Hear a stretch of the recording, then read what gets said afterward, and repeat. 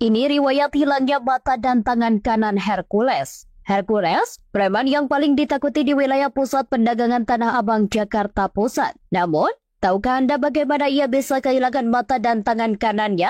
Atau mengapa ia berutang nyawa pada Prabowo Subianto? Mari kita ungkap kisah Hercules. Dari asal-usulnya di Timur Timur hingga akhir masa jayanya di Tanah Abang. Berutang nyawa pada Prabowo Subianto. Di wilayah pusat perdagangan Tanah Abang, Jakarta Pusat, Rogerio Marsal alias Hercules dulu dikenal sebagai preman yang paling ditakuti. Asalnya dari Timor Leste, pria ini mendirikan dinasti premannya di akhir masa 1980-an dan menguasai pasar tekstil terbesar se-Asia Tenggara itu sampai 1996. Masa kejayaan berakhir ketika kelompok Jago Betawi yang dipimpin oleh Muhammad Yusuf Muhyi alias Ucup Kambing merebut kekuasaannya. Sebelum pindah ke Jakarta, Rogerio terlibat dalam operasi tentara Indonesia untuk mempertahankan wilayah Timor Timur yang sekarang bernama Timor Leste. Ia menjadi tenaga bantuan operasi dan bertugas sebagai juru angkut logistik. Rogerio yang yatim piatu kehilangan kedua orang tuanya dalam pengeboman wilayah Ainaro di tahun 1978. Sebagaimana ditulis New Mandala, kemudian diadopsi oleh militer Indonesia sebagai TBO. Hercules mengaku berutang nyawa kepada Prabowo Subianto yang saat itu menjabat sebagai Kapten Komando Pasukan Khusus di Timor Timur.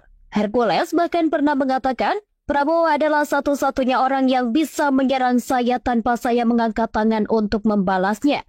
Kehilangan tangan kanan. Suatu hari saat mengirimkan logistik untuk tentara di Timor Timur, helikopter yang dinaiki Hercules jatuh. Tangan kanannya luka parah hingga ia harus dibawa ke Jakarta dan dirawat di Rumah Sakit Pusat Angkatan Darat, Gatot Subroto, Jakarta Pusat. Sayangnya, tangan kanannya tak bisa diselamatkan dan harus diamputasi.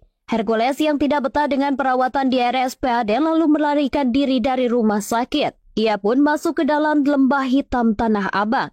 Saya merebut daerah hitam Tanah Abang dengan pertaruhan sengit. Hampir setiap malam ada orang mati di sana. Kenang Hercules, mata tertembus peluru. Bersama teman-temannya dari Timor Timur, Hercules lalu mendirikan daerah kekuasaannya di Tanah Abang. Kelompok yang awalnya kecil itu berkembang sangat besar. Ia bahkan pernah memiliki hampir 17.000 personel yang tersebar di seluruh wilayah Jakarta.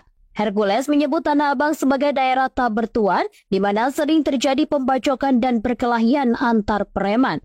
Waktu itu saya masih tidur di kolong-kolong jembatan. Tidur nggak bisa tenang, pedang selalu menempel di badan. Mandi juga selalu bawa pedang sebab setiap saat musuh bisa menyerang. Ungkapnya, walaupun tubuhnya kecil, nyali laki-laki kelahiran Timor Timur ini sangat besar. Dalam tawuran antar kelompok, Hercules sering memimpin langsung. Ia juga terkenal sebagai preman yang tak bisa mati karena selalu berhasil lolos dari maut. Hercules pernah dibacok 16 kali hingga harus dirawat di ICU, tetapi nyawanya masih bisa diselamatkan.